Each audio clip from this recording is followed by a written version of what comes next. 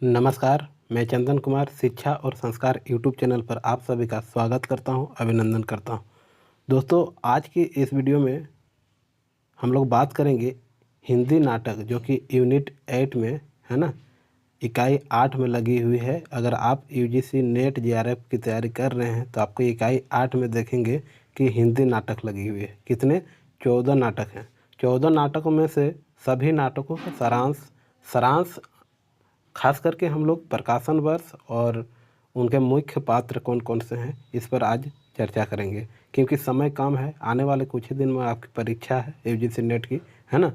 तो आपके लिए ये बहुत ही महत्वपूर्ण है इस वीडियो को पूरा देखना, क्योंकि सभी नाटकों का संक्षिप्त विवरण आज के इस वीडियो में आपको मिलेगा, है ना। खास करके क्या नाटक का प्रकाशन वर्ष, नाटक के रचयिता, है ना, नाटककार यानी लेखक, और साथ ही साथ मिलेंगे कि कौन कौन से मुख्य पात्र हैं। तो चलिए देर न करते हुए बात करेंगे आज के हिंदी नाटकों के सभी सारांश को, है ना, जो कि हस्तलिखित है, बड़ी सावधानी से और मेहनत से बनाया गया है। ठीक, चलिए शुरुआत करते हैं। कौन कौन से नाटक लगी हुई है आप देखेंगे यूजीसी नेट इकाई 8 में हिंदी नाटक लगी हुई है, जिसमें से भारत दुर्दशा, अंधेर नगरी, स्कंदगुप्त, चंद्रगुप्त, ध्रुव स्वामिनी, सिंदूर की होली, अंधा युग, आगरा बाजार, अंजो दीदी, आषाढ़ का एक दिन, आधे अधूरे, बकरी, एक और द्रोणाचार्य, महाभोज। ये कुल 14 नाटक हैं। सभी के महत्वपूर्ण तथ्यों को जानेंगे। भारत दुर्दशा की अगर पहले बात करें तो भारत दुर्दशा जो कि एक हिंदी का पहला मौलिक राजनीतिक नाटक है। क्या? भारत दुर्दशा।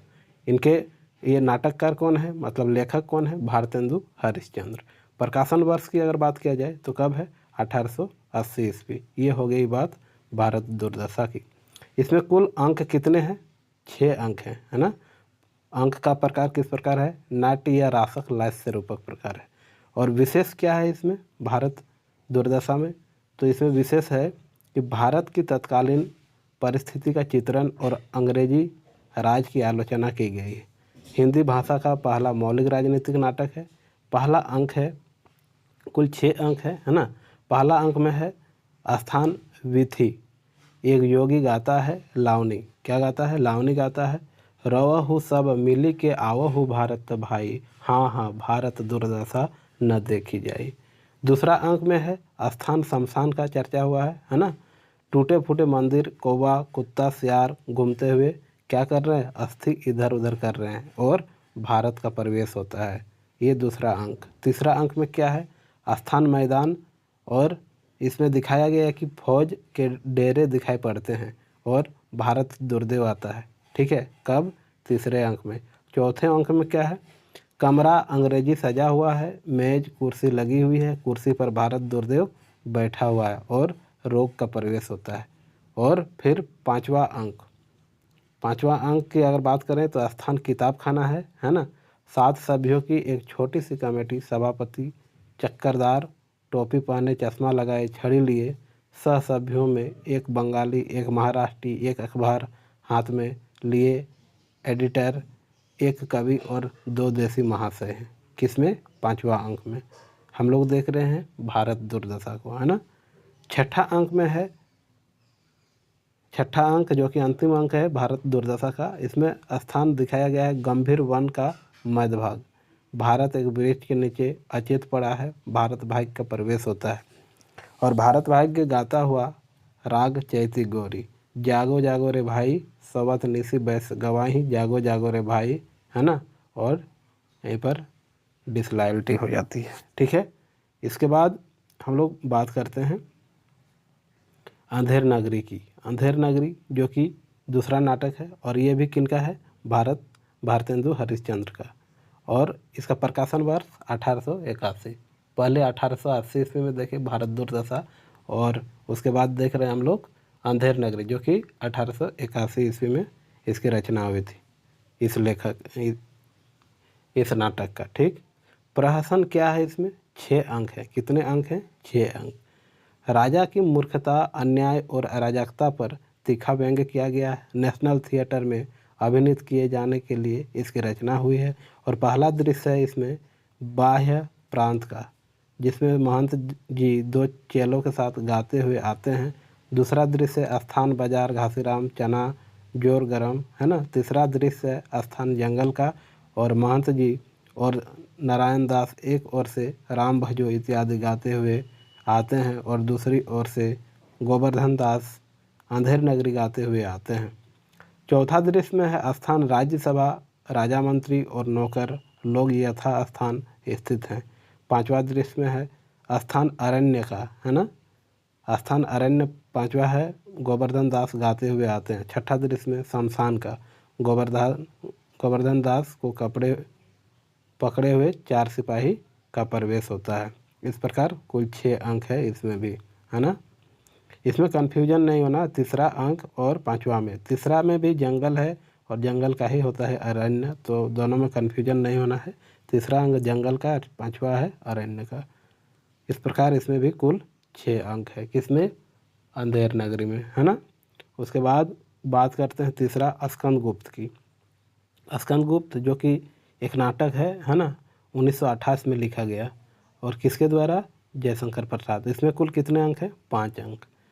इसमें कुमारगुप्त के विलासी साम्राज्य की उस स्थिति का चित्रण हुआ है जहां आंतरिक कलह, संघर्ष और विदेशी आक्रमण के परिणाम स्वरूप उसके भावी क्षय के लक्षण प्रकट होने लगे थे। ठीक है, यही है सारांश। उसके बाद इसमें पात्र कौन कौन से हैं।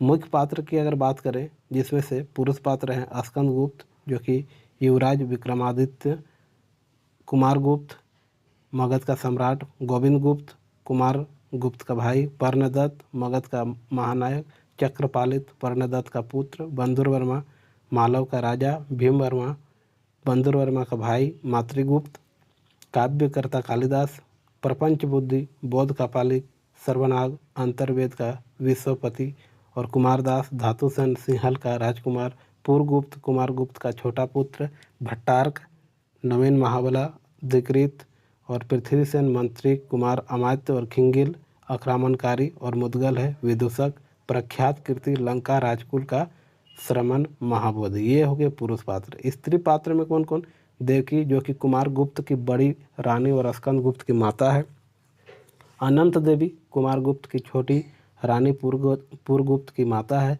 जयमाला बंधुर वर्मा की स्त्री मालव की रानी है, देवसेना बंधुर वर्मा की बहन, विजया मालव के धन कुबेर की कन्या है और कमला भट्टार्क की जननी और रामा सर्वनाग की स्त्री और मालिनी। इसकी कथा वस्तु प्रसिद्ध ऐतिहासिक घटनाओं, अलछेंद्र का आक्रमण, नंदवंश का नाश, सेल्यूकस का पराभव, चंद्रगुप्त की प्रतिष्ठा के आधार पर निर्मित है। राकृष्ण दास को समर्पित है। कौन सा नाटक आप देख रहे हैं, बताइए। जी हाँ, चंद्रगुप्त, है ना। इसमें पात्र की अगर बात करें तो पुरुष पात्र है चाणक्य, विष्णुगुप्त मौर्य साम्राज्य का निर्माता, चंद्रगुप्त मौर्य साम्राज्य नंद मगध सम्राट। चंद्रगुप्त का प्रकाशन कब, 1931, जयशंकर प्रसाद द्वारा, है ना। राक्षस मगध का अमात्य वररुचि कात्यायन, मगध का अमात्य शाक्टार, मगध का मंत्री, आरंभिक तक्षशिला का राजकुमार और सिंहरन, माधवगढ़ मुख्य का कुमार, पर्वतेश्वर पंजाब का राजा, ग्रीक ऐतिहासिकों का पोरस, सिकंदर ग्रीक विजेता, फिलिप सिकंदर का क्षत्रप, मौर्य सेनापति, चंद्रगुप्त का पिता, एनिसा क्रिटिस सिकंदर का सहचर, देवबल नागदत्त गण, मुख्य साइबरटिक्स मेगास्थनीज, यवनदत्त गंधार नरेश, आम्भिक के पिता, सेल्यूकस सिकंदर का सेनापति, दंडायन तपस्वी। स्त्री पात्र की अगर बात किया जाए तो इसमें है अलका तक्षशिला की रानी, सुवासिनी सक्टार की कन्या कल्याणी, मगध राजकुमारी लीला नीला, कल्याणी की सहेलियाँ मालविका सिंधु देश की कुमारी, कार्नेलिया सेल्यूकस की कन्या, मौर्य पत्नी चंद्रगुप्त की माता, एलिस कार्नेलिया की सहेली, है ना। ये हो गया आपका चंद्रगुप्त के मुख्य पात्र। उसके बाद पांचवा नाटक है ध्रुव स्वामिनी। पांचवा नाटक कौन सा है, ध्रुव स्वामिनी, जिनका प्रकाशन 1933 ईस्वी और लेखक जयशंकर प्रसाद, है ना। नाटककार कौन है, जयशंकर प्रसाद। इसमें कुल कितने अंक हैं, 3 अंक। विशाख की देवी चंद्रगुप्त के आधार पर लिखा गया है। और पात्र की अगर बात करें, ध्रुव स्वामिनी मंदाकिनी, चंद्रगुप्त, रामगुप्त, शिखर स्वामी, पुरोहित, सखराज, खिंगेल, मिहिरदेव, सामंत कुमार है ना। उसके बाद कुबड़ा, बौना, हिजड़ा और नर्तकियाँ। उसके बाद सिंदूर की होली, जिसके लेखक कौन है? लक्ष्मी नारायण मिश्र नाटककार हैं। और अंक कितना में लिखा गया? 2 अंकों में। सिंदूर की होली का प्रकाशन वर्ष 1934 ईस्वी है ना। बहुत सुंदर समस्यात्मक नाटक है। इसमें पात्र हैं रजनीकांत, मनोरमा का प्रेमी मनोज शंकर राय साहब हैं। उसके बाद मुरारी लाल डिप्टी कलेक्टर, महिर अली मुंशी, भगवंत सिंह मित्र और हरनंदन मित्र चंद्रकला डाक विभाग का कर्मचारी, जो कि मुरारी लाल का क्या है? लड़की से उनका मुरारी लाल की लड़की है ना। कौन? चंद्रकला। फिर मनोरमा रजनीकांत का प्रेमिका, डॉक्टर और कुछ जान। ये हो गए सिंदूर की होली के पात्र। उसके बाद स्कंद गुप्त की अगर बात किया जाए, स्कंद गुप्त नहीं, अंधाजुक की है ना, माफ़ कीजिएगा। अंधाजुक के 1954, धर्मवीर भारती। और इसमें अंक कितना है? 5 अंक। स्थापना अंधाजुक, पहला अंक कौरव नगरी, दूसरा अंक पशु का उदय, तीसरा अंक अश्वत्थामा का अर्धसत्य, चौथा अंक से पहले अंतराल है, ठीक है, पंख, पहिए और पटियाँ। चौथा अंक में है गंधारी का सांप। और 5वां अंक है विजय, एक क्रमिक आत्महत्या। उसके बाद समापन में प्रभु की हत्या हो जाती है। और थोड़ा सा इसके बारे में और जानते हैं। अंधाजुक जो है कदापि न लिखा जाता यदि उसका न लिखना मेरे बस की बात रह गई होती। इसी कृति का पूरा जटिल वितान जब मेरे अंतर में उभरा तो मैं असमंजस में पड़ गया। थोड़ा डर भी लगा कि इस अभिशप्त भूमि पर एक कदम भी रखा कि फिर बचकर नहीं लौटूंगा। लेखक धर्मवीर भारती का कथन है। अश्वत्थामा, विदुर, युधिष्ठिर, कृपाचार्य, ये सब कौन है? पात्र हैं, है ना। कृपाचार्य कृतवर्मा, संजय, वृत्त, याचक, युत्स, प्रहरी 1, भूखा भिखारी, व्यास, प्रहरी 2, कृष्ण, बलराम, धृतराष्ट्र। घटना का काल क्या है? महाभारत के 18 दिन की संध्या से लेकर प्रभास यानी सुबह तक, तीर्थ में कृष्ण की मृत्यु के क्षण तक। उसके बाद आगरा बाजार, 8वां नाटक है आगरा बाजार। लेखक कौन है? हबीब तनवीर। और प्रकाशन वर्ष 1954, 2 अंक में है ना। मैंने सन 1954 में जब आगरा बाजार लिखा, कौन लिखते हैं आगरा बाजार? हबीब तनवीर। उनका मानना है कि मैंने सन 1954 में जब आगरा बाजार लिखा और उसे स्टेज पर पेश किया तो उस वक्त तक मैंने न संस्कृत नाटकों का अध्ययन किया था, न वार्तालाप ब्रेस्ट का, और न ग्रामीण नाटकों की लोक शैलियाँ पर गहरी नज़र डाली थी। इसके बावजूद आगरा बाजार, मिट्टी की गाड़ी और चरणदास चोर बजाहिर एक सूत्र में गुथे हुए नज़र आते हैं। यानी मेरे अपने थिएटर के विकास के सोते आगरा बाजार से मिलते हैं। यह नाटक अपने व्यंग्य शैली तथा संगीतबद्धता के लिए हिंदी नाटक और रंगमंच के क्षेत्र में अत्यंत लोकप्रिय है, ठीक है। ककड़ीवाला, फ़कीर, हमजोली, किताबखाना, सौदा, तज़किरानवीस, शायर, पतंगवाला, गंगा प्रसाद इत्यादि इनके प्रमुख पात्र है। किनके? आगरा बाजार के, है ना, जो कि हबीब तनवीर द्वारा लिखा गया है। और कब लिखा गया? 1954 को। अब बात करते हैं नाटक संख्या 9 की, अंजो दीदी, है ना, 1955 में लिखा गया है। और इनके राइटर कौन है? इस लेखक के लेखक हैं उपेंद्र नाथ अस्क। 2 अंकों में विभाजित है। पहला है कि इस नाटक का सारांश है कि उच्च मध्य वर्ग के खोखले संस्कारों का प्रतिनिधित्व का इस नाटक के प्रमुख पात्र अंजो दीदी एक बेहद यांत्रिक महिला है। यह यांत्रिकता उसके जीवन को खत्म कर देती है। इस नाटक में जीवन के एकाकीपन तथा उससे उपजी विसंगतियाँ का चित्रण किया गया है। पात्र की अगर बात किया जाए तो वकील हैं वकील साहब, श्रीपत, राधु, नीरज, अंजलि, अंजो दीदी और अनिमा और मुंडी। कौन है? मुन्नी, है ना। उसके बाद नाटक संख्या 10 आषाढ़ का एक दिन 1958 में, जो कि आप पढ़े होंगे और 3 अंक में विभाजित है ना। बहुत ही सुंदर है, मार्मिक है और ये पढ़ने लायक है। मोहन राकेश द्वारा रचित है ये नाटक आषाढ़ का एक दिन। इसमें पात्र की अगर बात किया जाए, अंबिका जो कि ग्राम की एक वृद्धा औरत है ना। मौलिका उसकी मल्लिका कौन है, उसकी पुत्री। कालिदास कवि, दंतुल राजपुरुष, मातुल कवि, मातुल निक्षेप ग्राम पुरुष है ना। विलोम ग्राम पुरुष, रंगिनी और संगिनी नागरी हैं, अनुस्वार और अनुनासिक अधिकारी हैं, और प्रियंगु मंजरी राजकन्या जो कि कवि की पत्नी है। उसके बाद अगला है नाटक आधे अधूरे 1969 ईस्वी, मोहन राकेश द्वारा रचित है। यह भी 2 भाग में, पूर्वार्ध और उत्तरार्ध। आधे अधूरे का पहला मंचन दिल्ली में देशांतर द्वारा श्री ओम शिवपुरी के निर्देशन में फरवरी 1969 ईस्वी में हुआ था। निम्नलिखित कलाकारों ने निम्न पात्रों की भूमिका निभाई। किसने? काले सूट वाला आदमी ओम शिवपुरी, स्त्री सुधा शिवपुरी, उसके बाद पुरुष एक ओम शिवपुरी, बड़ी लड़की अनुराधा कपूर, छोटी लड़की ऋचा व्यास, लड़का दिनेश ठाकुर, पुरुष 2 ओम शिवपुरी और पुरुष 3 ओम शिवपुरी, पुरुष 4 ओम शिवपुरी। उसके बाद मोहन राकेश का नाटक आधे अधूरे पहले पहल 19 एवं 26 जनवरी तथा 2 फरवरी 1969 के 3 अंकों में धर्मयुग में क्रमशः छपा और 2 मार्च 1969 को दिल्ली की नाट्य संस्था देशांतर ने इसे ओम शिवपुरी के निर्देशन में अभिमंचित भी कर दिया।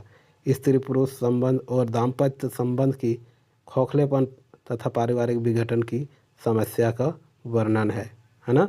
उसके बाद आते हैं हम लोग अगले नाटक संख्या 12 बकरी, प्रकाशन वर्ष 1974, और नाटककार कौन है? सर्वेश्वर दयाल सक्सेना। ये भी 2 अंकों में विभाजित है ना।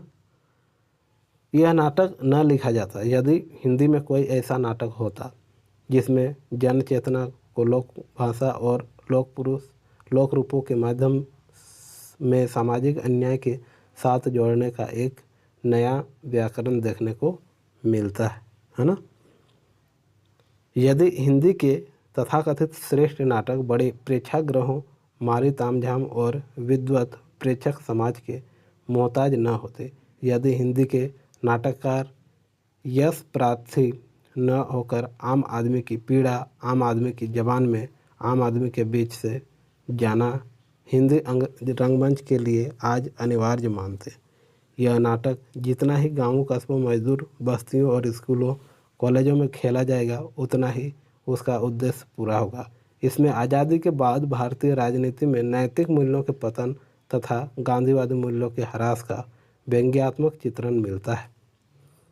पात्र की अगर बात करें तो नट, नटी, भिस्ती, दुर्जन सिंह, कर्मवीर, सत्यवीर, सिपाही, विपत्ति, युवक, काका काकी, चाचा, राम, एक ग्रामीण, दूसरा ग्रामीण। उसके बाद अगला नाटक है एक और द्रोणाचार्य, प्रकाशन 1976 और लेखक शंकर शेष। 2 भागों में विभाजित है, पूर्वार्ध और एक उत्तरार्ध। यह नाटक जो है पौराणिक कथा महाभारत के माध्यम से आज की शिक्षा व्यवस्था में व्याप्त भ्रष्टाचार को रेखांकित करता हुआ इसे प्राचीन परंपरा से जोड़ता है। यदु, अरविंद, प्रिंसिपल, चंदू, विमलेंदु, द्रोणाचार्य, अर्जुन, प्रेसिडेंट, अश्वत्थामा, लीला, कृपी, अनुराधा। अगर ये हो गए पात्र। उसके बाद आज का अंतिम और इकाई 8 में जो हिंदी नाटक लगी हुई है UGC नेट में, उसका अंतिम नाटक है महाभोज, प्रकाशन 1982 और लेखिका मन्नू भंडारी। कितने दृश्य में है? 10 दृश्य में। ठीक है। पात्र की अगर बात करें तो दा साहब है ना, दा साहब मुख्यमंत्री, ठीक पात्र। उसके अलावा शुक्ल बाबू भूतपूर्व मुख्यमंत्री, विरोध पार्टी के नेता, अप्पा साहब सत्तारूढ़ पार्टी के अध्यक्ष, लखन पांडे जी दा साहब के निजी सचिव, जमुना बहन दा साहब की पत्नी, सिन्हा DIG, दत्ता बाबू मसाल साप्ताहिक के संपादक, भवानी मसाल का सहायक संपादक, Narottam press reporter Mahesh research scholar एवं रत्तीदा साहब का पीए सूत्रधार। मोहन सिंह पुलिस कांस्टेबल बिशु हरिजनों का हमदर्द जो मार दिया गया है, और हीरा जो कि बिशु का बाप है। इसके अलावा बिंदु बिशु का अभिन्न मित्र, रुकमा बिंदा की पत्नी, उसके बाद जसवर है ना, जोरावर सरोहा का जमींदार, नुमा नौ धनाडय किसान, काशी सुकुल बाबू का विश्वसनीय कार्यकर्ता और थानेदार, सरोहा थानेदार जो कि जोरदार का चमचा है। उपन्यास के रूप में महाभोज न चरित्र प्रधान उपन्यास है न समस्या प्रधान। वैसे कथाकारों में आसानी यह होती है कि सारी चीज़ को समेटकर चरित्र या समस्या के आसपास केंद्रित कर दिया जाता है। रचना तब चुस्त भी लगती है और नुकीले भी। महाभोज आज के राजनीतिक माहौल को उजागर करने वाला स्थिति प्रधान उपन्यास है। आज राजनीतिक को स्वप्नों, आदर्शों और मूल्यों वाला व्यक्ति नहीं चलाता, बल्कि राजनीतिक खुद अपने चरित्र गढ़ती चली जाती है। ऐसे चरित्र जो अपने भीतरी निर्णय, विवेक या साहस से नहीं चलते, वरन स्थितियों के दबाव से बनते बिगड़ते हैं। उनका महत्व इसमें निर्जीव मोहरों से अधिक नहीं। हर प्यादे की लड़ाई फर्जी बनने की है, और लड़ाई की इस बिसात ने समाज के हर वर्ग को धीरे धीरे अपने चंगुल में कस लिया है। लेकिन मनुष्यता इतनी आसानी से अपने को स्थितियों के हवाले नहीं करती, है ना। ये महाभोज की कुछ पंक्तियाँ हैं। इसी प्रकार आज आप लोगों ने कुल 14 नाटकों को देखा, जो कि इकाई यूनिट 8 में लगी हुई थी, है ना। यूनिट 8 में लगी सभी नाटकों को आपने देखा और संक्षेप में जानने का प्रयास किया। सभी के पात्रों को जाने, सभी के लेखक को जाने, रचना वर्ष को जाना, है ना, जो कि परीक्षा की दृष्टि से अत्यंत महत्वपूर्ण है। यहाँ से बहुत सारे प्रश्न आपको देखने को मिलेंगे। हमारे साथ अंत तक बने रहने के लिए आपका बहुत बहुत शुक्रिया, धन्यवाद, प्रणाम।